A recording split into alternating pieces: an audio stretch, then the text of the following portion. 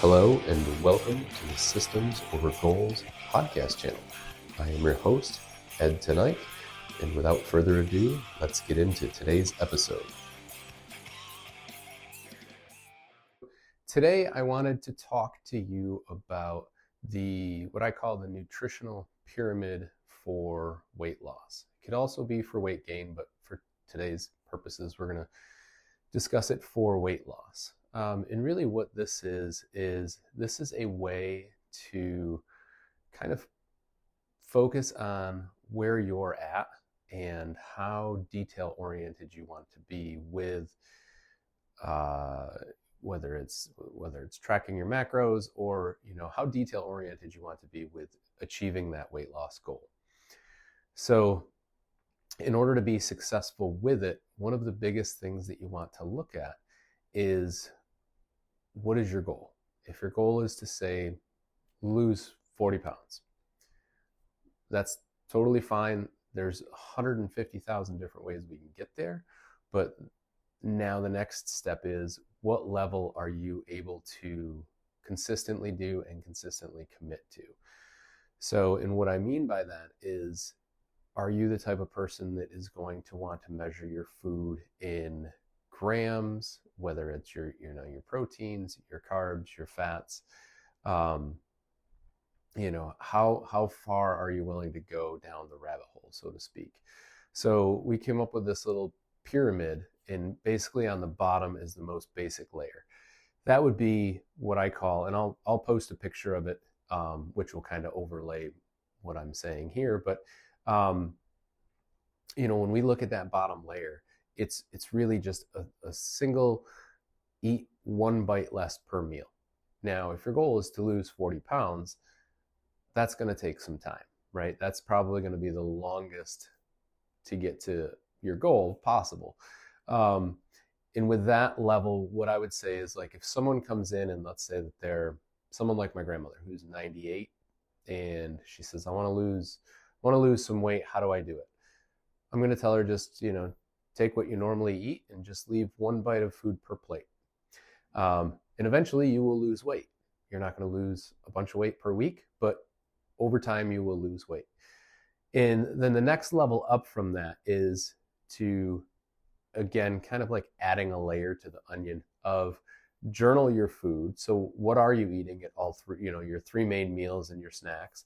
And then again, eat one bite less per meal.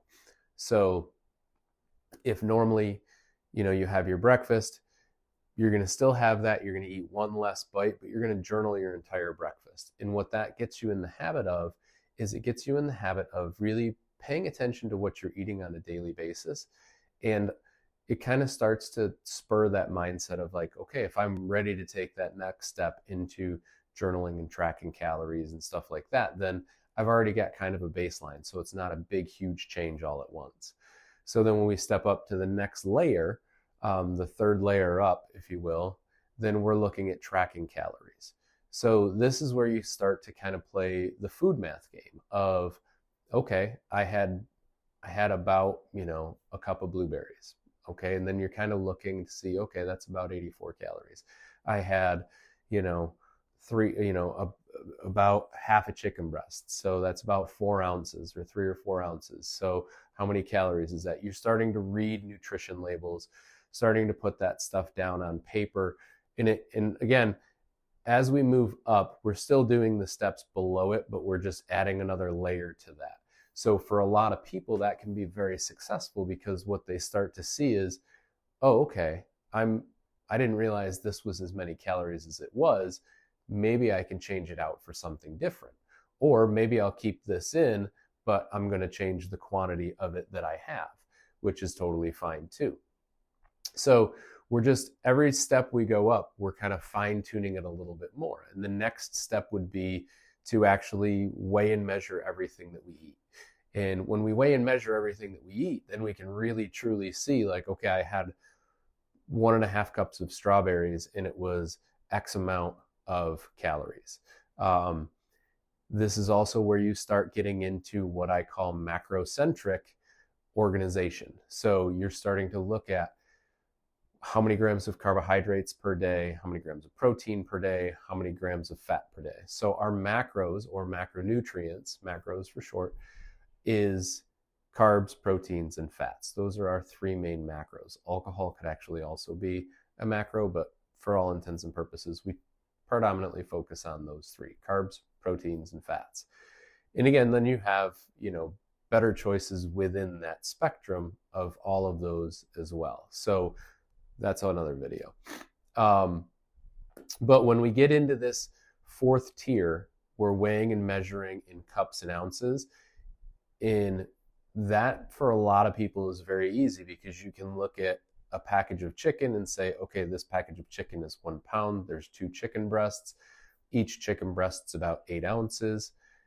You cook it, you eat it, you're good to go. You're taking a 1 cup scooper, you're measuring your rice. Now you have a general idea. I had about 1 cup of rice. It's X amount of grams of carbs. It's X amount of calories. It's X amount of protein, so on and so forth. Then the very tippy top, the smallest little portion that we've got in the pyramid, is going to be weighing and measuring everything in grams. The difference between grams and ounces is 1 ounce is 454.54 grams. So we can really, really fine tune our measurements when we measure in grams. But again, this can be very tedious for the vast majority of people. If I was to ask my grandmother to start weighing and measuring all of her food in grams, it's going to be overwhelming and she's going to fail. And she's not going to be interested in doing that, and therefore she's not going to be successful. So that's where I kind of go back to the beginning and say, like, okay, based on who I'm dealing with, or who I'm talking to, what is going to be the best option for you for sustainability and longevity? And that's really where, and you can bounce around. You might have a period of time where you're tracking only calories, or you might take a step up and look at, weighing and measuring in cups and ounces, and tracking your macros to just fine tune it a little bit. And then you drop back down to say, okay, I'm pretty good. My measurements are staying consistent. I'm going to drop back down to where I just journal what I'm eating, but I'm not super strict on the measurement portion, but I'm very cognizant of of what I'm eating in this portion sizes, right? And then, you might be able to back down even further down the ladder, or down the pyramid, and say, okay, I'm only going to, take my standard meal and eat 1 bite less per meal, because I'm pretty much know what I'm doing at this point. Versus if you're getting ready for a bodybuilding show, that's when we're going to really focus on, okay, let's get down into the grams. Let's weigh, measure everything in grams, so we know exactly how much, how many grams of protein, how many grams of carbs, how many grams of fat in everything. Our sweet potatoes are measured in grams. It's more accurate than saying eat a sweet potato. You go to Wegmans and you can get a sweet potato that's this big. You can get a sweet potato that's this big. Obviously, they're both not the same amount of calories, carbs, fat, protein, all of that, right? So when we measure in grams, that stays very consistent through everything. And again, if we're really but that's when we want to get deep into the weeds, so to speak. So, to me, the nutritional pyramid for weight loss is a great way that you can kind of set yourself up to be successful. And again, you can kind of bounce around in those different tiers.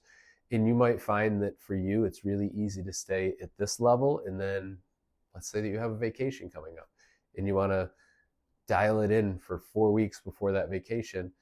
You might move up to the next level, get very, very dedicated, and then slide back down into that lower level down, for more of your maintenance. So again, nutritional pyramid for weight loss. I think it's a great way to just kind of look at how detail oriented you want to get with your goals.